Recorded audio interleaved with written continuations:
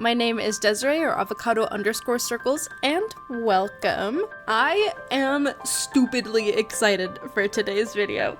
I don't even have a script, and that's probably a mistake, but I feel like I have a lot to say. I do have some writing going for, I say some, oh my god, I just opened the file. I have so much writing about my silly new characters in my new idea of a story. And this story is called Club Envy. This first page is a whole bunch of doodles of a lot of brainstorming and things that I think could happen. So I write a lot of stuff down and I'm really digging deep. I'm really figuring out stuff about these silly characters.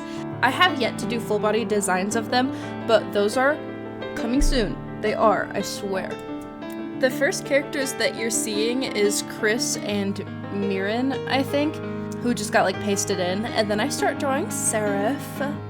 So, right off the bat, I'm going to spill the beans that this is an Ouran High School Host Club kind of knockoff. I forgot her username. It's Emma Artley or something, and she's making a knockoff of Miraculous Ladybug. And I'm so inspired. Girl, I am so inspired. And she's like, you see this kid franchise? Yeah, so I'm actually going to make it for adults and completely change everything. And that's what I'm doing. That's what I'm doing here, baby. That being said, all of the characters that I'm about to draw, except for Kaito, he's an original. They're kind of based off of a host in the host club. I'll just go in order. Hold on. Vega is my version of Tamaki. Sereph is Kyoya. Mirin and Aika are the Hitachi twins, except not biologically related.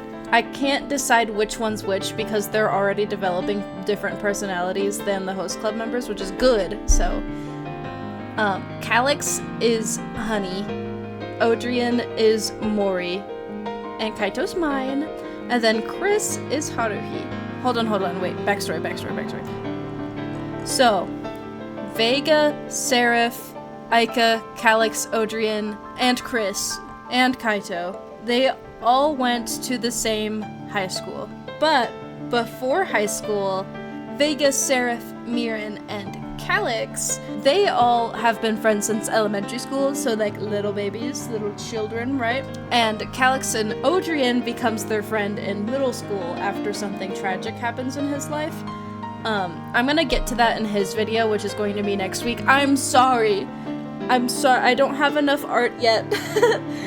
He is in the beginning portion of the second half of the video, but that's before I knew where I wanted to go with this specific canvas, so yeah. Something tragic happens to Odrian. He befriends Calyx because Calyx kind of low-key saves him in middle school. Kaito starts attending the same middle school as everybody else, and he kind of just knows of them at this point. He doesn't really know them. Then, in high school, Chris and Aika join their school from different parts of the state. Chris is a scholarship student. We know this. They are top of the class, they're very kept to themselves and very focused on their studies, so they didn't make any friends in high school. Aika, on the other hand, looks exactly like Mirin. And on the first day of school, he gets mistaken for, his doppelganger, right?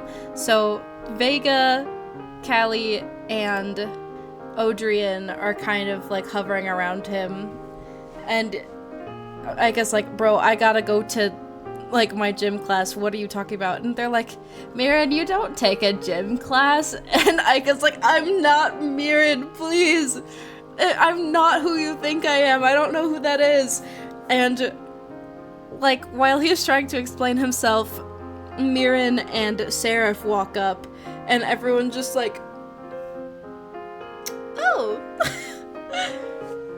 And then my favoriteest part of Mirin being you replaced me!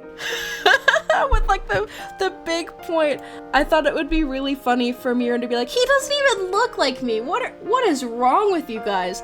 Picking up random people after you didn't see me for 2 weeks because I got sick. Oh my god. Miran and Aika's friendship did blossom on that day.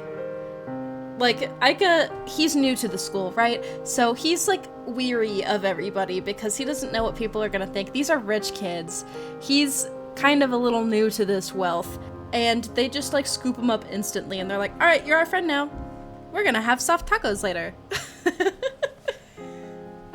So, yeah. I feel like I'm being horribly incoherent because I'm so excited about this. And I hope that's reflecting in how this video is going.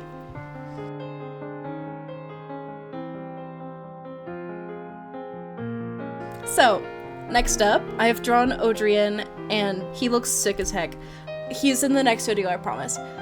Who I'm gonna focus on for the rest of the video is Sereph and Kaito, but with a confusing question mark, because there's a lot of avenues I could go down for them that I am not even, like, sure which one I want to take. So far, I think it's that Sereph and Kaito fall in love, but Kaito could also fall in love with the doppelgangers, both of them, and be in a throuple. I hate that word so much. Or Kaito could fall in love with Odrian, but I'm not sure if Odrian's gay.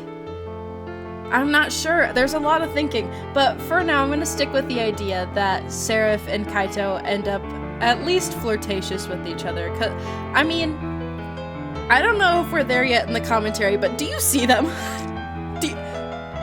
I was giggling and kicking my feet when I was drawing this time. I was having such a blast. Let's see.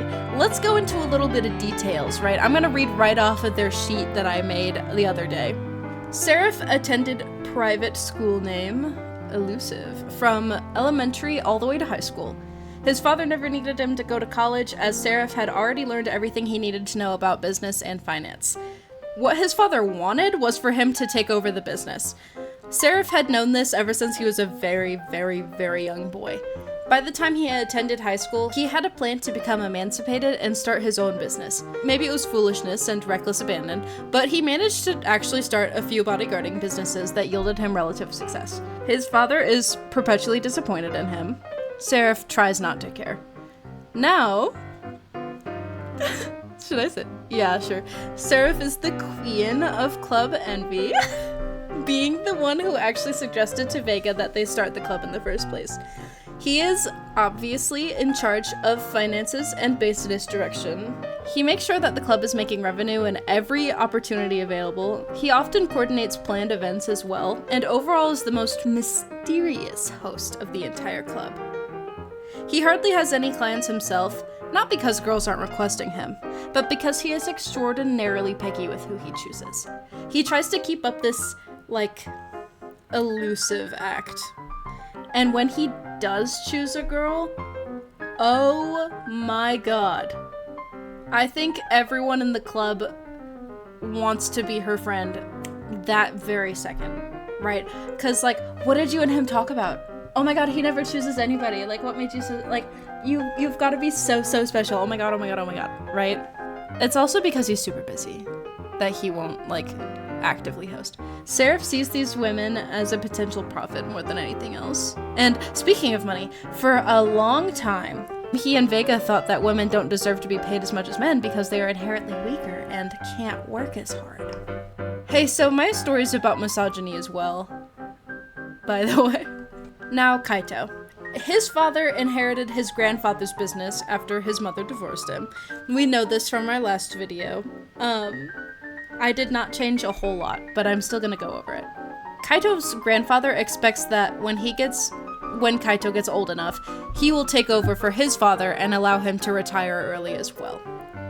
Kaito attended public southern school in elementary, then moved to private school name from middle school to high school.